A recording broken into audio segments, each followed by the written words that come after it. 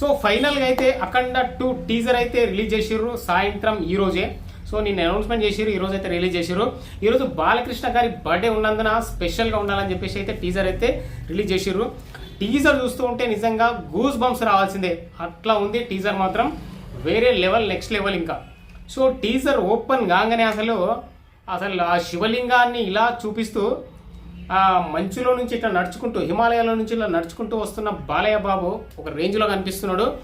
అలాగే అసలు ఒక డైలాగ్ అనేది కూడా నాకు చాలా నచ్చింది. అది ఏంటంటే, శివుడు ఆజ్ఞ లేనిదే ఎముడైనా టచ్ చేయలేడు, అలాంటిది నువ్వు చంపుతావా అని చెప్పేసి విలన్ని బెదిరించే డైలాగ్ ఉంది. అది మామూలుగా లేదు, సూపర్ ఉంది. ఒక 10 మందిని ఇట్లా భుజం మీద వేసుకొని అసలు కొడితే ఎగిరి అవతల పడతారు. ప్లస్ ఏదైతే శూలం ఉంటుంది కదా, శూలం గొంతుతో ఇలా అంటే ఇలా ఇలా ఇలా అసలు తిరుగుతూ ఒక్కొక్కటి గొంతు కట్ చేస్తూ ఉంటుంది. సో చాలా బాగుంది. అంటే ఇక్కడ తుపాకులు పట్టుకొని ఉన్నారు, మరి మేబీ వీళ్ళంతా తీవ్రవాదానికి సంబంధించిన వాళ్ళు అయి ఉంటారు ఈ బ్యాచ్ అంతా. సో అలాంటి వాళ్ళని మన సనాతన ధర్మం నిలబడడానికి చేస్తున్న యుద్ధం లాగానే ఉంది ఈ సినిమా. అసలు ఒకటి ఏంటంటే, నిజంగా నాకు ఈ సనాతన ధర్మంని అంటే అఖండలు వచ్చేసి ఏంటంటే సనాతన ధర్మం ఏంది, సైన్స్ ఏంది అనేది క్లారిటీ చూపించిండు. ఇందులో మాత్రం సనాతన ధర్మం మీద దాడి చేసే ఎవరైతే ఉంటారో వాళ్ళని వేసేయడానికి వచ్చిండే ఈ అఖండ 2 అన్నట్టు అయితే నాకు అర్థమవుతుంది. సో ఒక రకంగా చెప్పాలంటే హరిహర వీరమల్లులో కూడా ఇదే లైన్ అయితే ఉంది. సో దీంట్లో కూడా ఉంది. సో ఇంకా కోఇన్సిడెన్స్ అనుకుంటా మరి వీళ్ళు ఒకేసారి రావడం ఈ సినిమాలు. సో ఇది దసరాకి అయితే రిలీజ్ చేస్తారు. దసరా 25వ తారీఖు రోజు ఈ సంవత్సరమే రిలీజ్ అయితే అవుతుంది.